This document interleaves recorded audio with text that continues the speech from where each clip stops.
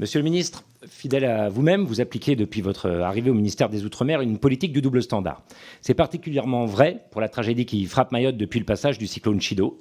Double standard d'abord, car ça a été dit, dans votre projet de loi, il manque l'essentiel, et qu'il prévoit une reconstruction au rabais pour nos concitoyens mahorais.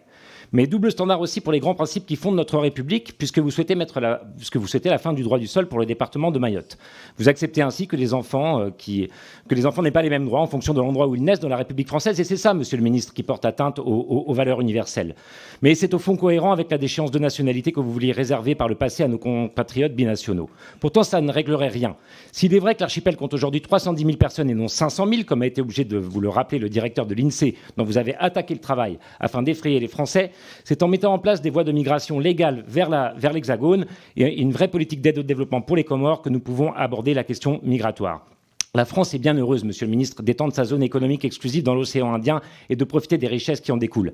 Alors par pitié, ne traitez pas Mayotte comme si la rue Oudinot abritait encore le ministère des colonies et dites-nous comment vous comptez appliquer notre devise liberté, égalité, fraternité dans ce département français. Je vous remercie. Je voudrais revenir aux propos qui ont été tenus par monsieur Taché et de manière plus large par l'ensemble, par une certaine partie des collègues.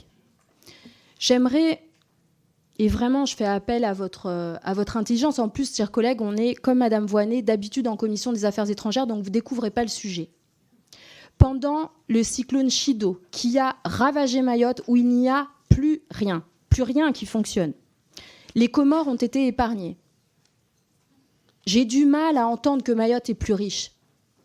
Ah, je ne sais pas quels sont vos critères là, de richesse. Parce que nous, on n'a pas d'eau, pas d'électricité, rien à bouffer. Et vous trouvez le moyen de justifier l'immigration clandestine qui continue aujourd'hui. Et vous avez même l'outrecuidance de parler de nous aider le pays qui nous revendique et qui instrumentalise sa population en disant, dans le maigre programme de reconstruction de Mayotte, il faut inclure les Comores. Magique. Moi je sais, les mots me manquent parce que c'est tellement hors sol sur le droit du sol que, en fait, à Mayotte, on n'arrive plus à vous entendre. Non seulement vous ne venez pas, mais en plus, vous vous permettez des discours qui alimentent les ingérences étrangères sur notre sol. C'est quand même incroyable de trouver le luxe à des personnes qui n'ont plus de toit de dire continuez à accueillir. Je trouve ça d'une obscénité qui dépasse les bornes.